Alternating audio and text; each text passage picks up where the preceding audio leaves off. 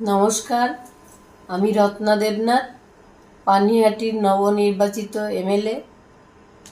আমি বলতে চাই, আমাদের মাননীয় মুখ্যমন্ত্রী, আমাদের সবার প্রিয় শুভেন্দুদা মাত্র এই কয়েকদিন ক্ষমতা হাতে পেয়ে যে কাজগুলো করে চলেছেন অবিরাম, সত্যিই তাকে আমি স্যালুট জানাই।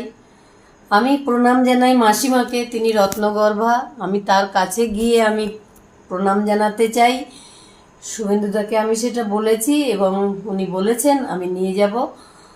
আর শুভেন্দুদা সত্যি, আমি কোনোদিন রাজনীতিতে আসতে চাইনি।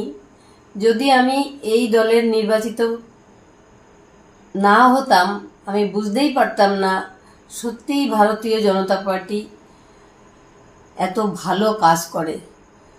এই সরকার আমাদের যদি আগে থেকে থাকতো, হয়তো আমি মেয়েকে হারাতাম না। মেয়েটা আমার সাথে থাকতো এবং আপনারা একজন ভালো ডাক্তারের তার যে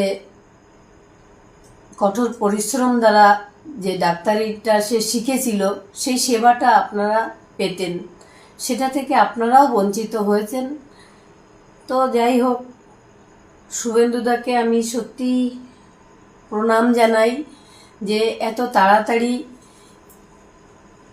তিনি পদক্ষেপ নিয়েছেন যে আমার মেয়ের বিচার এবং আরও মেয়েদের বিচারের জন্য তিনি যে কমিটি গঠন করেছেন এত দ্রুততার সঙ্গে, সত্যিই তাকে কৃতজ্ঞতা জানানোর আমার ভাষা নেই। তবে সব মেয়েরা বিচার পাক, ভয়হীন একটা সমাজ তৈরি হোক এবং আমরা যেন সবাই সেই রাম রাজত্বে বাস করতে পারি। এই সরকারকে সাথে নিয়ে আগামী বছরের পর বছর আমি চলতে চাই। আর যেন সত্যি রাম রাজত্ব তৈরি হয়। আমার মোদিজিকেও আমার প্রণাম এবং শুভেন্দুদাকে অসংখ্য অসংখ্য ধন্যবাদ জানিয়ে আমি বলছি যে সব মেয়েরাই বিচার পাবে এবং আমার মেয়েও ডক্টর দেবনাথ, সেও বিচার পাবে।